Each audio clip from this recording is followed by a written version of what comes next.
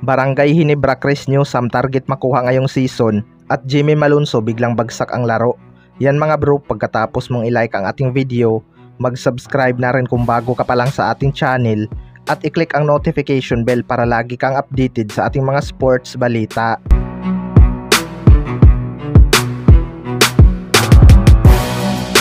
So maraming ang fans ng Barangay Ginebra mga bro ang naninisi kay Jimmy Malonzo matapos ang kanyang napakapangit na performance kontra pa sa Meralco Bolts na isa din sa mga contender na koponan. Matapos nga ang kanyang napakahalimaw na performance ay biglang ang bagsak ang kanyang laro, kaya maaga nga itong napagsabihan ni Coach Tim Cone. Kapag may nagagawang mini run nga itong Barangay Ginebra, panay commit nga itong si Jimmy Malonzo ng turnover at nagre-resulta naman ng puntos para sa Meralco Bolts. Ibang-iba nga ang Jimmy Malonzo laban sa Meralco Bolts mga bro at nawala ang pagiging aggressive nito. Bilang lang din sa daliri ang 3 points attempt nito at di pa makatira ng maayos.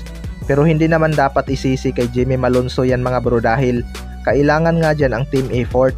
Masyado din talagang maluwag ang kanilang depensa. Hindi lang naman si Jimmy Malonzo ang nag-i-struggle sa laban kundi silang lahat. Hirap nga silang madipinsahan ang Meralco Bolts at wala gaanong mga play na nagagawa dahil wala nga itong pinakamagaling nilang playmaker na si Scottie Thompson.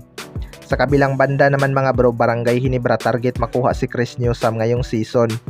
Ito ngang si Chris Newsam ay nagpakitang gilas talaga sa harap ni Coach Tim Cone mga bro. Pinapakita nga nito na kaya pa rin niyang umiscore at syempre hindi mawawala ang kanyang depensa. Kapag offeran ito ng Barangay Ginebra kapag naging free agent, malabo na itong tumanggi. Kulang-kulang talaga sa hustle player ang Barangay Ginebra mga bro. Matagal na rin talagang matunog itong paglipat ni Chris Newsam sa SMC Group kapag naging free agent. Malakas naman sana itong Meralco Bolts mga bro, pero pagdating nga sa semis or finals, lagi nga silang nachuchok. Kaya nagsawa na rin talaga siguro itong si Chris Newsam na hindi man lang makatikim ng kampyonato sa ating liga. Kapag nga lumipat ito sa Barangay Ginebra or SMB, panigurado makakakuha agad ito ng championship. Dahil alam naman natin na halos SMC na lang ang laging nagkakampyon. Hindi rin naman siguro nila kasalanan yan mga bro dahil lahat naman ng team kayang magpalakas. Nasa kanila na lang talaga yan kung kukuha sila ng mga quality player. Pwede namang sumabay ang mga independent team na makuha itong si Chris Newsam kapag naging free agent.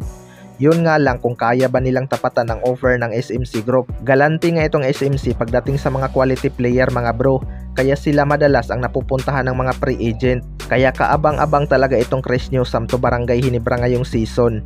Kayo mga bro, ano masasabi nyo tungkol dito?